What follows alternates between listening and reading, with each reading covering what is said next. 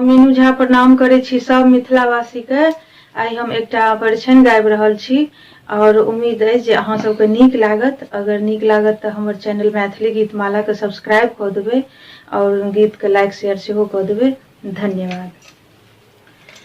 गौरी दुल्हा के आजू परिछु सखिया, गौरी दुल्हा के आजू परिछु सखिया, परिछु सखिया है निरेखु सखिया, परिछु सखिया है निरेखु सखिया, गौरी दुल्हा के आजू परिछु सखिया, गौरी दुल्हा के आजू परिछु सखिया।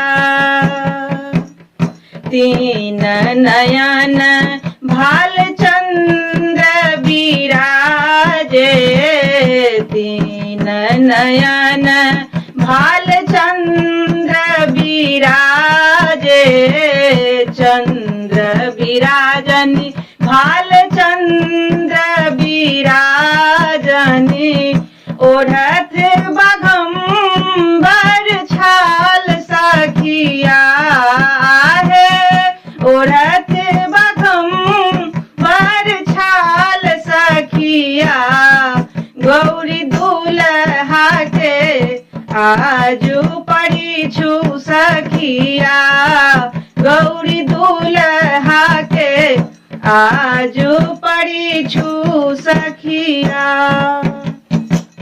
बसहा चढ़ल शिव डमरू बजावती, बसहा चढ़ल शिव डमरू बजावती, डमरू बजावत डमरू बजावत, मुँह में न दांत एको मिसिया हिनका, मुँह में न दांत एको मिसिया, गौरी दुल्हा के आजू परिछु सखिया, गौरी दुल्हा के आजू परिछु सखिया।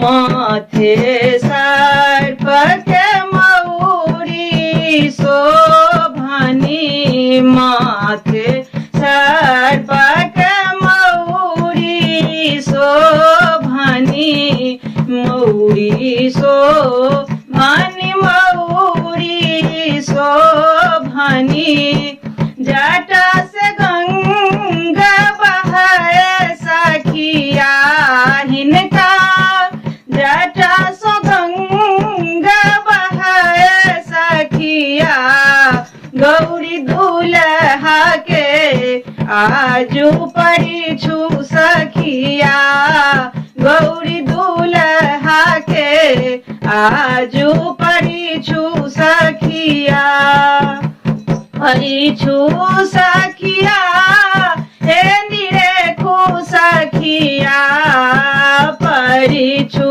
सखिया हे निरेखु सखिया, गौरी दुल्हा के आजू परिछु सखिया, गौरी दुल्हा के आजू परिछु सखिया।